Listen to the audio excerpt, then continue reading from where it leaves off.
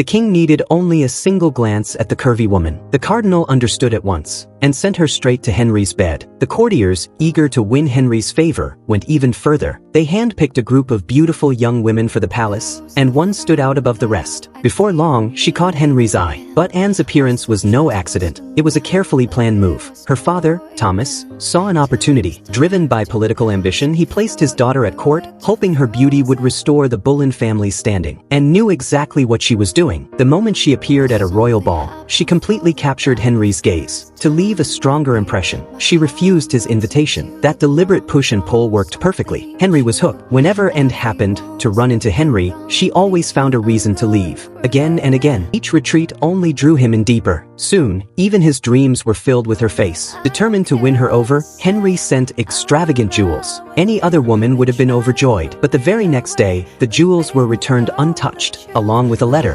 Henry felt rejected and even more intrigued. No one had ever refused his gifts before. To bring Anne back to court, Henry wrote dozens of love letters. He granted her father new titles and honors. He even went to see her in person. He swore solemnly that she would be the only woman he would ever love, promising her the highest rank in the nobility. That was no small thing. Henry changed mistresses as easily as he changed clothes. Anne was different, yet even then she still refused him. What fault have I committed? Tell me. Tell me. Your Majesty, I have already given my maidenhead into my husband's hands, and whoever he is, only he will have it. In other words, if Henry wanted her, he would have to marry her. Only then did Henry truly understand. And wasn't being coy. She had ambition. I spoke plainly of my true feelings.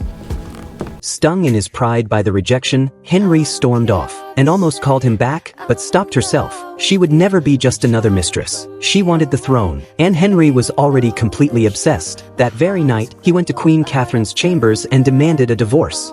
Henry, you... Catherine, I have something to tell you. As far as I'm concerned, our marriage is at an end. And a papal misapplication of canon law. His reasoning was simple. Catherine had once been his brother's widow. Their marriage violated God's law. God had punished them by denying them a son. Therefore, the marriage was invalid.